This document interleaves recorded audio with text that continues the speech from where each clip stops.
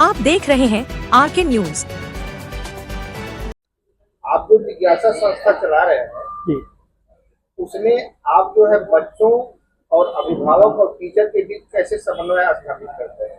जी sir, बहुत बहुत धन्यवाद इस प्रश्न के लिए। और इस प्रश्न में सीधे जुड़ना मैं चाहूंगा कि ये जिज्ञासा संगठन जो है ये प्रबुद्ध लोगों का ही है, पूरे तरह से 100% शिक्षकों का ही संगठन है। इसमें सारे शिक्षक ही सम्मिलित हैं और इसी विषय पर हम लोग विगत कई वर्षों से कार्य कर रहे हैं। और जो हमारी संस्था है 2020 में कोरोना के काल में इसका उदय होता है। 2020, 21, 22, 23, 24 हम लगातार 5 साल से शिक्षक सम्मान समारोह आयोजित कर रहे हैं।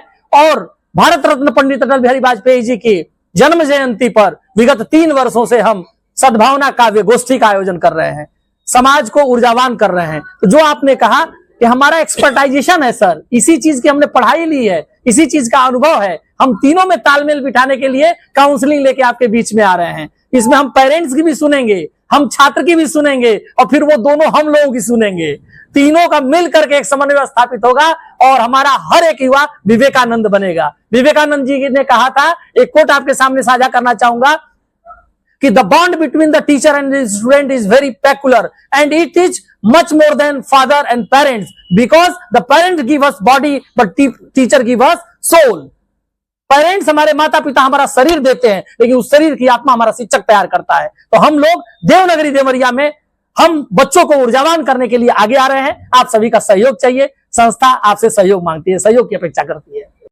आपने ये जो जिज्ञासा संस्था बनाई है, आपका क्या तात्पर्य है इसको बनाने के पीछे? जी, मैं सभी पत्रकार बंधुओं का स्वागत करते हुए बताना चाहूँगा कि हमारी जो संस्था है सद्भावना संकल्प सेवा समिति से संचालित शैक्षिक अभियान जिज्ञासा, इसका मूल उद्देश्य ही यही है कि जन सामान्य के शैक्षिक, बौद्धिक और सामाजिक विकास पे कार्य किया जाए।